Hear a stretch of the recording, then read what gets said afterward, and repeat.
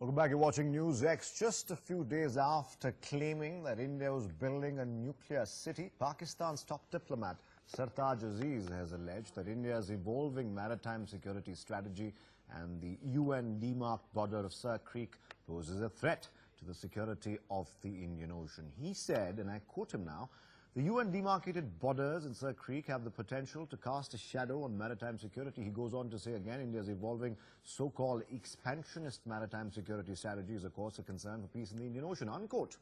Aziz urged regular dialogue between stakeholders on security and safety of the region and offered that Pakistan was ready to expand the contribution for ensuring a peaceful region. The undemarcated borders in Sartaj Creek have the potential to cast a shadow on maritime security. With 95% of Pakistan trade taking place through sea, we are heavily dependent on a tension-free Indian Ocean. Pakistan government's Foreign Affairs advisor Sartaj Aziz's latest statement on Indian Ocean region must be seen in connection with China. Pakistan's primary worry has always been Kashmir, and on that issue, it has always tried to draw international attention. For the first time, Pakistan is not talking about Kashmir, but Indian Ocean region. This is one issue which has been the biggest worry for China. The way Indian Navy, in collaboration with US, Japan and few other countries, have been expanding its reach and power in Indian Ocean region has always been worrying China, at least in last half decades. And that's the reason Pakistan has now changed its stand from Kashmir to Indian Ocean region at the international forum. Ashish Singh in Delhi for NewsX.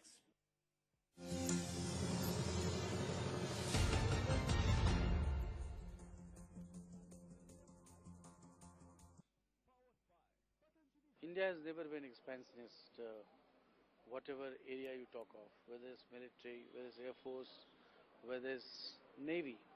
You see, when we talk of maritime security, this has been the focus of this government, that you need to strengthen your borders facing the sea.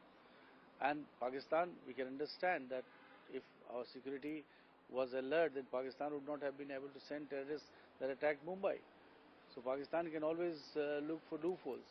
But we are sure that it would have no reasons to complain, because we will strengthen our security for our aspirations to be a regional power.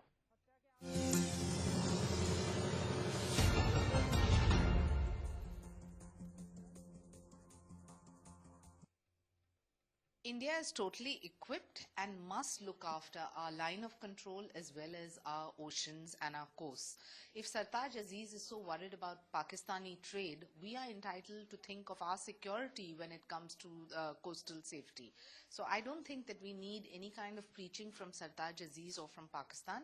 India is equipped to take precautionary measures, and we will continue to do so. If they need to worry about the Indian Ocean, they need to first worry about the internal terror that is brewing in their home turf. Let's go across now to my colleague Ashish Singh for more on this. Ashish, this is a certain and a very non-subtle shift towards shifting the focus from the Kashmir issue to Sartaj Creek now. These comments coming in just days after that bizarre claim of India building a nuclear city. This is also being seen, Ashish, as perhaps a far more overarching approach by Pakistan to try and make noise about Sartaj Creek. Well, that's right. Sartaj Creek has been one issue between India and Pakistan. And remember, Sartaj Creek is one of the areas along the border which has the dual aspect, the maritime and land, both.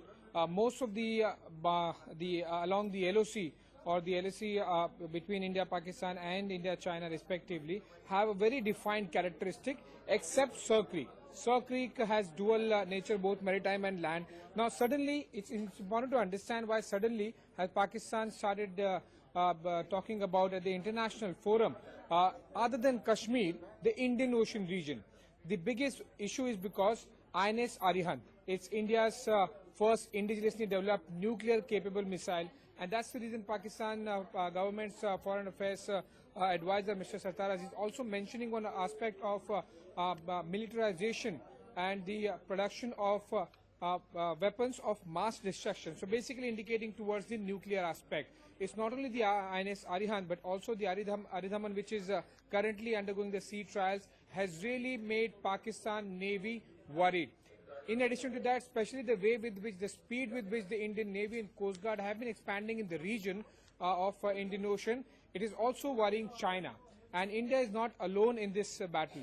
We have help of US, Japan, and few other like-minded countries who are ready to corner China when it comes to Indian Ocean region. We all know how Pakistan and China have a deep nexus between them, and that's the reason, on behalf of China, Pakistan is raising this issue. Apart from the latest development, the achievement rather, I would say, India achieved the successful test of atmospheric interceptor Prithvi missile, which basically can neutralize the missile coming from any other country in India that can be intercepted and neutralized right in the atmosphere. So all this development that has taken place in last couple of years has really got Pakistan and China both worried. And that's the reason Pakistan is now changing its stand. So instead of Kashmir issue at the international forum, now they are also focusing on Indian Ocean region. Pakistan is aware that their navy is nowhere in comparison to Indian Navy. And that's the reason, instead of China, Pakistan is making this noise, whereas the Indian Ocean issue, the region expansion, the authority issue is more worrying for China. But Pakistan making these noise, certainly it's a shift in stand in attracting the international attention at the international forums on behalf of China by Pakistan. All right, stay on. We're getting more breaking reactions on this, Ashish. We'll take a look at those first.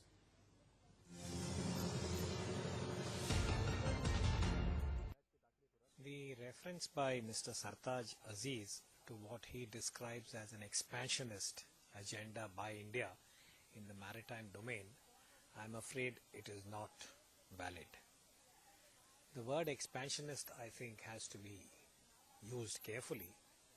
If you look at India's current capacity and you also look at the kind of financial allocation that India does as far as the maritime domain is concerned, I think all the empirical data would suggest that India is below the median of sufficiency, and therefore expansionist, I think, is not a valid way.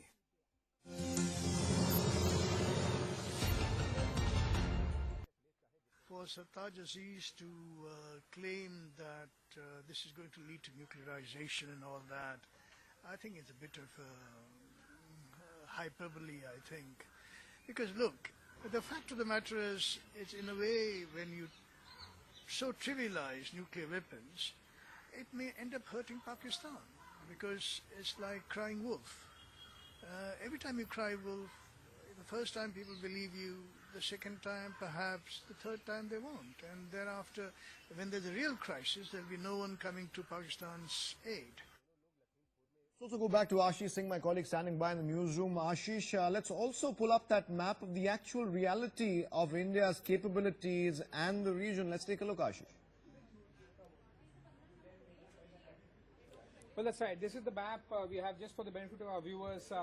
This is one area, the India-Pakistan maritime border. Sir Creek is somewhere here, and this is one area which has basically the 200 nautical miles.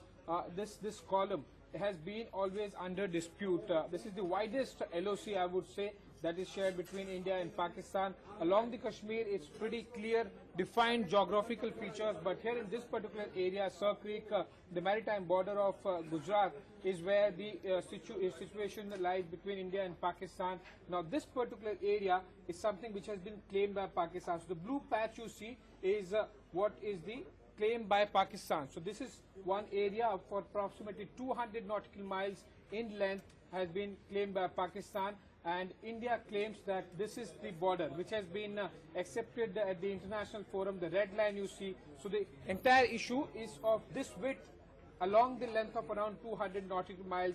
This is the peculiar nature of Sir Creek along the India-Pakistan border is concerned. Now, as far as the entire Indian Ocean region is concerned, there are 40% of global trade via Indian Ocean region. Just below this, somewhere around here, just below this is the route which is followed by most of the merchant vessels and merchant tanker. At times, for some financial years, the global trade in this particular area that passes through goes up to 50% as well. So that certainly helps us understand how much important that particular area is, and Pakistan and China both want to have some kind of power and hold over this area, which is currently have been completely denied, and India has a large power and authority in this Indian Ocean region, through which the 50% approximately of global trade passes through almost every year. Ashish, as far as the reaction to the latest by Sartaj Aziz is concerned, of course, experts on this side of the border believe this is largely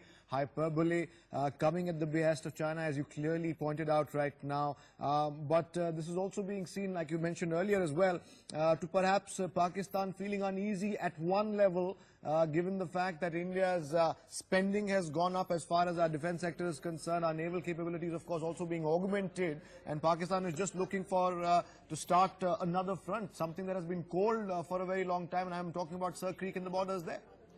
Well, that's right. Sir Creek, you rightly mentioned, Athar, has been one issue which Pakistan did not focus, at least in recent past, at the international forum as far as the dispute, the land and the LOC dispute between India and Pakistan is concerned. They've always focused on Kashmir, but the reason now they're shifting their focus from north slightly towards southwest is because that is the biggest worry for China.